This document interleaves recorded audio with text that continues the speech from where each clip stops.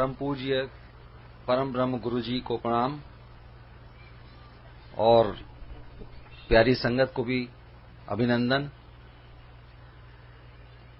कबीर जी ने अपने एक दोहे में लिखा है कि गुरु का अनुभव उस गुड़ की तरह से है जो किसी गूंगे ने खाया है और वो उसके स्वाद को किसी को बता नहीं सकता। तो गुरु जी की महिमा और उनके साथ हुए अनुभव आप लोगों ने सब सुने हैं, लेकिन वो दैट इज एक आइसबर्ग की टिप की तरह से है, क्योंकि कोई भी व्यक्ति उसको पूरी तरह से शब्दों में बयान नहीं कर सकता।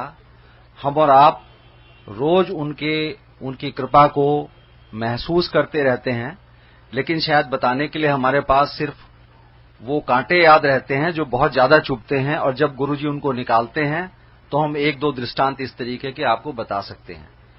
पर मैं आपके साथ में अपना एक ये अनुभव या विचार कहिए शेयर करना चाहता हूं कि हम सब इतने भाग्यशाली हैं जो उनकी कृपा से यहां पर इकट्ठे हुए हैं, क्योंकि जब से इस जन्म में मैंने गुरुजी के पास आना शुरू किया है तब से मैं हर एक व्यक्ति के अनुभवों में एक बात जरूर सुनता हूं और इसको समझता भी हूं कि यहां पर आप उन्हीं के बुलावे पर आते हैं। जब किसी न किसी वजह से वो आपको याद करते हैं, आपको यहां आने की आज्ञा देते हैं, तभी हम यहां पहुंच पाते हैं। और उन पर उनके आपके ऊपर कृपा करने के लिए वो कभी आपके पिता की तरह से होते हैं, आपके किसी पुण्य कर्म के लिए या आपके प्रारब्ध के हिसाब से आपको रिवॉर्ड करना चाहते हैं, या आपको मां के रूप में बुलाते हैं। आपको कोई कष्ट है और उसको दूर करना है, इसलिए वो मां की तरह से आपकी केयर करना चाहते हैं। उसके बहुत सारे अनुभव आपने सुने। इसी तरह से मैं आपको बताता हूं कि अचानक मेरा भी इसी तरह से मिलना हुआ। कमांडर अंकल मेरे बहुत पुराने मित्र हैं, कम से कम हम लोग 35-40 साल से एक दूसरे को जानते हैं, एक दूसरे के साथ पढ़े हैं। इन्होंने शुरू में सन 2001 में मेरे से जिक्र किया था कि ऐसे गुरुजी हैं, और थोड़ा सा इंटरेस्टिंग बनाने के लिए इन्होंने बोला। उस समय गुरुजी का छोटा आश्रम एम्पायर स्टेट में था और वो हलवे का प्रसाद अपने हाथ से दिया करते थे। तो इन्होंने मुझे यही लालच दिया कि वो बहुत प्रसाद देते हैं। तो मेरा इंटरेस्ट बना, मैंने कहा कम से कम मैं ऐसे गुरुजी को चल के देखूं जो हाथ से हलवे का प्रसाद देते हैं, बिकॉज ही सेड कि वो इतना प्रसाद देते हैं कि वो हाथ में नहीं आता। तो मैं थोड़ा सा अचंभित था। मैंने कहा भाई इतना प्रसाद देते हैं जो हाथ में नहीं आता है और सबको खुद देते हैं, आई मस्ट सी। खैर उस बात को 1-2 महीने हो गए तो मैंने इनसे एक दिन याद दिलाया। मैंने कहा भाई राजकुमार, तुम एक गुरुजी की बात कर रहे थे और मुझे उनके दर्शन कराओ। तो इन्होंने कहा कि वो अभी आजकल है नहीं, जब आएंगे तो मैं आपको बताऊंगा। उसके बाद फिर 1-2 महीने बीत गए और ये मई के शुरुआती हफ्ते की बात है। एक दिन अचानक विचार आया कि आज तो जरूर ही गुरुजी के दर्शन करने हैं, और हमने इनको, ये उस समय गुड़गांव में थे, तो कॉल किया। तो इसने कहा, और उस दिन काफी आंधी तूफान और बारिश हो रही थी, तो मौसम के हिसाब से इसने कहा भाई आज तो बहुत ज्यादा खराब मौसम है, किसी और दिन चलेंगे। पर कुछ ऐसा विचार आ रहा था, मैंने कहा नहीं भाई आज ही चलेंगे। तो फिर इसके बाद खैर इन्होंने कहा चलो ठीक है, आप एम्पायर स्टेट के सामने मिलना। और मैं उस इलाके में कभी भी नहीं गया था, बट देन मैं और मेरी पत्नी दोनों गए एम्पायर स्टेट के गेट पर। हम लोग खड़े हो गए, ये भी आ गए, और उस दिन मैं गुरुजी के दर्शन किए। तो जैसा कि आप सबका अनुभव है, दर्शन करते ही आपको सबसे पहले ये लगता है कि आपकी सारी चिंताएं दूर हो गई हैं, जैसे कि आप साक्षात भगवान के पास पहुंच गए। और इसमें कोई शक भी नहीं है, क्योंकि गुरुजी साक्षात भगवान हैं। उसके बाद में मैंने आना शुरू किया, और ऐसा नहीं था, हम सब इंसान हैं, हमारी सबकी रोज की समस्याएं होती हैं और कई लोगों की बहुत ज्यादा समस्याएं भी होती हैं। उस समय मेरी भी कुछ ऐसी मानसिक दशा चल रही थी, काफी ज्यादा समस्या थी, पर मैंने कभी गुरुजी को उस समस्या के बारे में बोला नहीं। लेकिन उसके बाद आप मेरा विश्वास मानिए, सिर्फ एक ही चीज आती थी मेरे दिमाग में कि ये परेशानी मेरे दिमाग को परेशान ना करे। और एक एक दिन में इस तरीके से उस परेशानी का अंत हो रहा था कि मुझे कभी नहीं लगा कि मुझे वो कोई दिक्कत थी।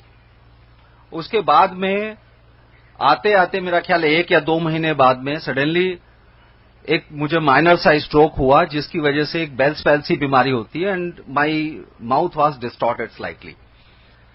तो मुझे बड़ी शर्म भी आती थी और ये भी मन करता था कि गुरुजी के यहां जाएं, पर लगता था कि संगत में ऐसे बैठेंगे और वहां चाय प्रसाद मिलता है, कई बार चाय भी निकल सकती है उसकी वजह से, तो कैसे करें।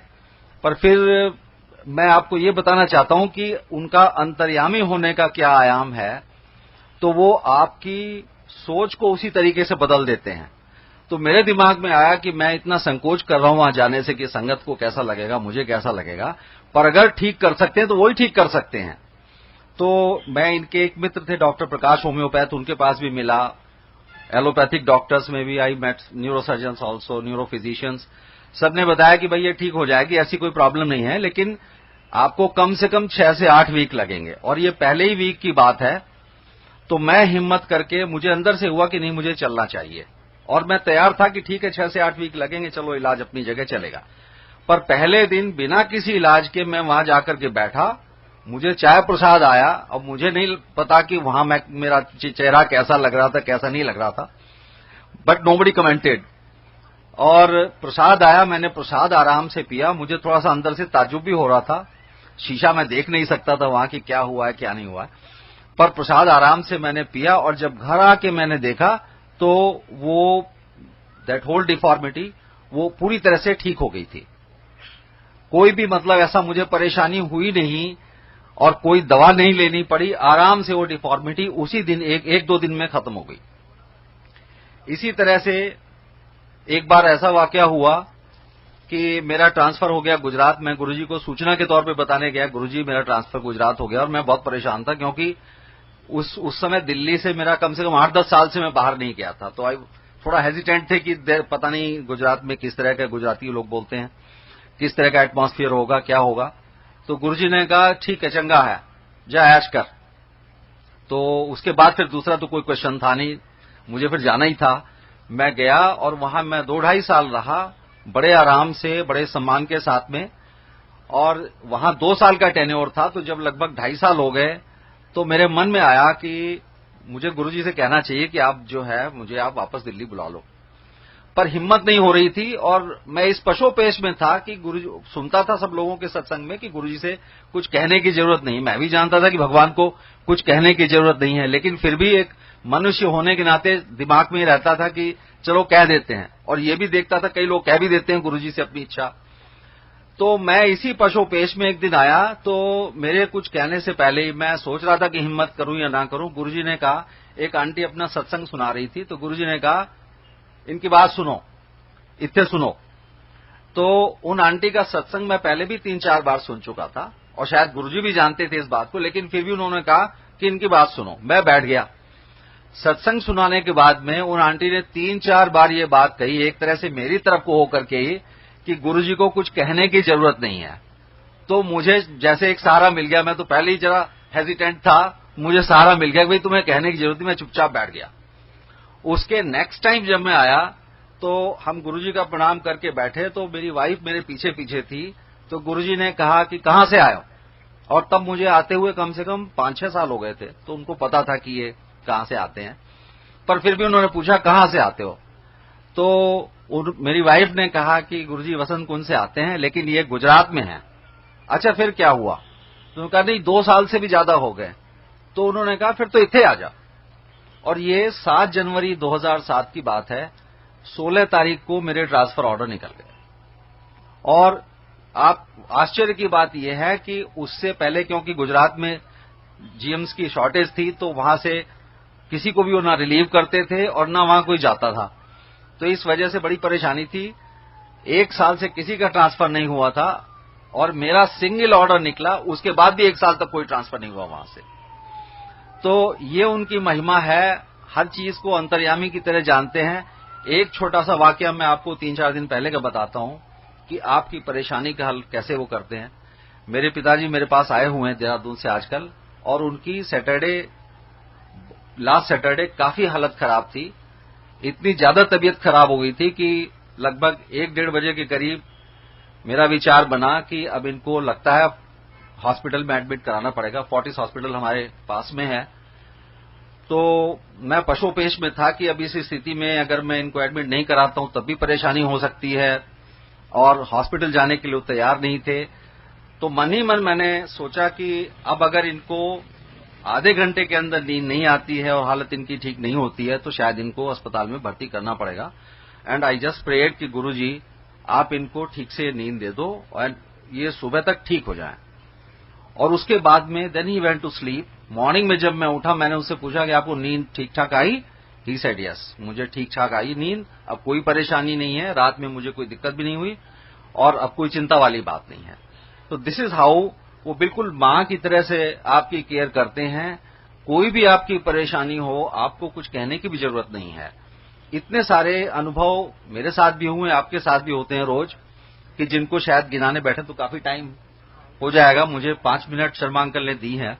आई think I exceeded the time.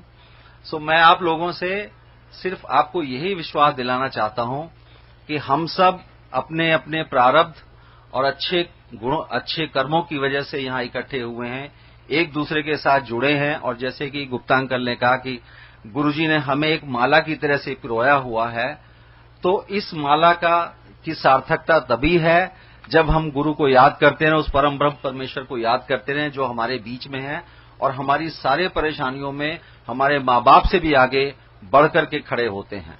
धन्यवाद। जय गुरु जी।